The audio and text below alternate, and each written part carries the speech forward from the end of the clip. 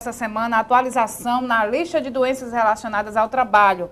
Transtornos mentais como burnout e ansiedade foram acrescentados nessa lista.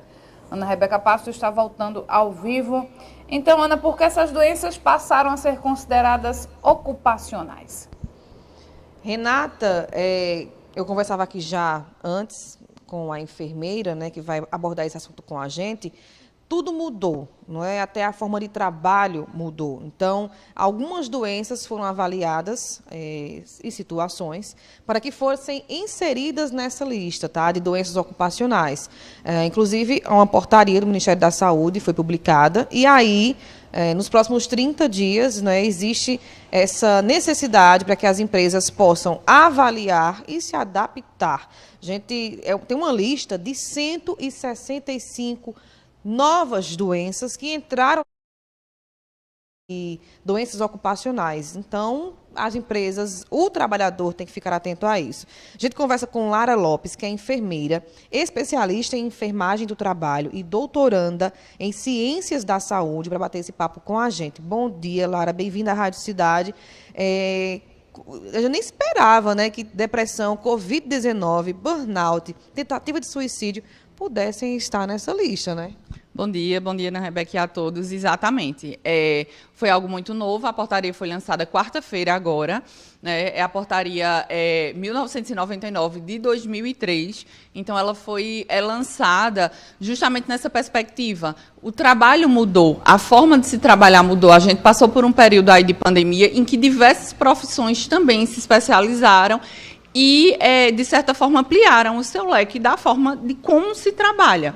E aí, diante de tudo isso, e de uma atualização que não existia há 24 anos, porque faz 24 anos que não existia atualizações de novas doenças relacionadas ao trabalho, como depressão, que a gente sabe que é uma doença multifatorial, burnout, que está muito relacionada também ao trabalho e que não estava inserida, então o trabalhador ficava a mercê. E muitas vezes existia uma dificuldade muito grande de correlacionar a depressão ao trabalho, justamente por ela ter essa causa multifatorial. Então, essa portaria ela vem tanto para nos ajudar quanto ao processo de vigilância em saúde como um todo, quanto para adequar as empresas. Quais os riscos que o trabalhador está inserido? E, diante desses riscos, quais as doenças a gente pode relacionar ao trabalho? E aí, no caso, esse trabalhador fica acobertado, por exemplo, ele está numa situação de depressão, não é? Como ele consegue comprovar que essa doença que ele tem está relacionada com o trabalho? Ele procura quem? O Ministério do Trabalho?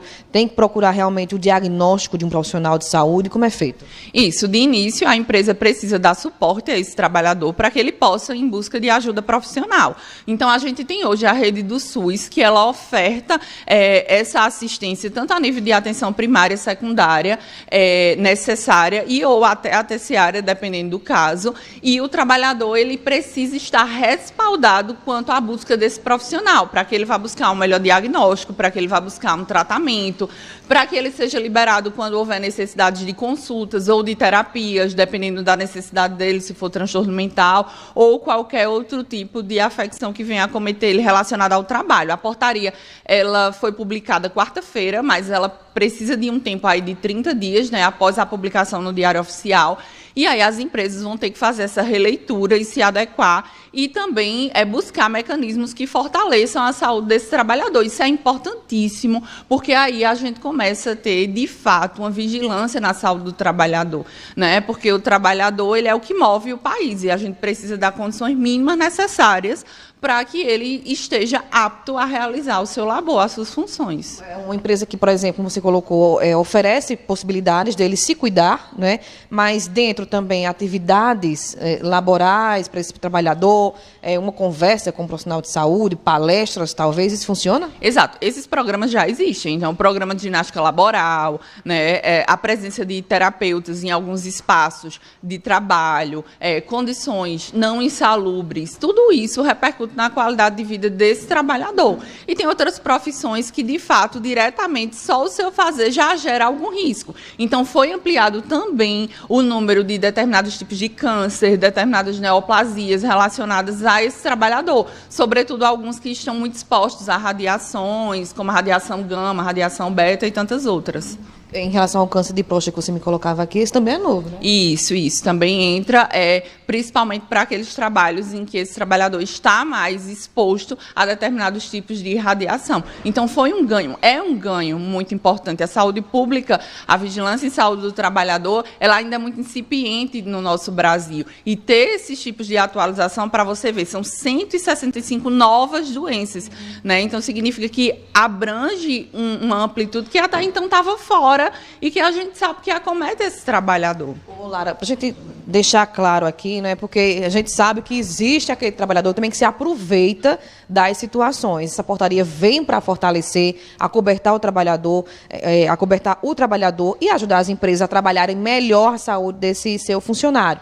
Mas não é, estou sentindo alguma coisa, já estou doente, a empresa não me dá suporte. Não, tem que ficar atento a isso também, né? Isso, é um respaldo, né? Essa portaria ela é um respaldo legal para que o diagnóstico ele precisa ser confirmado por profissionais de saúde sérios. Então, na necessidade da sintomatologia, vai se buscar esse diagnóstico e que é algo que é muito mais difícil de ser forjado ou algo do tipo. É realmente uma necessidade de saúde pública, né? A gente precisa respaldar essas pessoas que a cada vez mais no nosso país a gente vê o número de diversas doenças, principalmente transtornos mentais, ideações suicidas e o próprio suicídio aí batendo alto na nossa sociedade, e a gente não tinha respaldo legal que o trabalho podia ser um dos fômites, né, um dos motivos.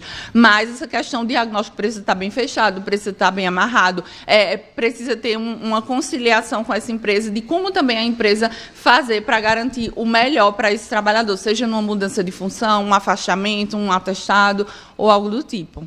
Vamos deixar claro que o trabalhador também apresenta, não é, um cansaço, um esgotamento físico, mental. Então, fiquem atentos a isso, tá, gente? Para a gente encerrar aqui a nossa pauta, Lara, o assédio moral dentro do ambiente de trabalho pode provocar diversas doenças que a gente citou aqui, né? Exatamente. E o assédio moral é um dos pontos que está entrando também agora nessa nova portaria, junto com ele também Covid-19, né, que é uma doença de notificação recente e que entra também nessa perspectiva de estar relacionada ao trabalho e tantas outras. É uma lista, como a gente já falou, essa portaria ela já está livre a isso, dar um Google, portaria 1999-2003, doenças ocupacionais relacionadas ao trabalho. Então, a gente consegue fazer uma relação, a portaria deixa detalhado qual o risco que a empresa oferece e qual doença relacionada ao trabalho está acometida ou pode estar acometida esse trabalhador.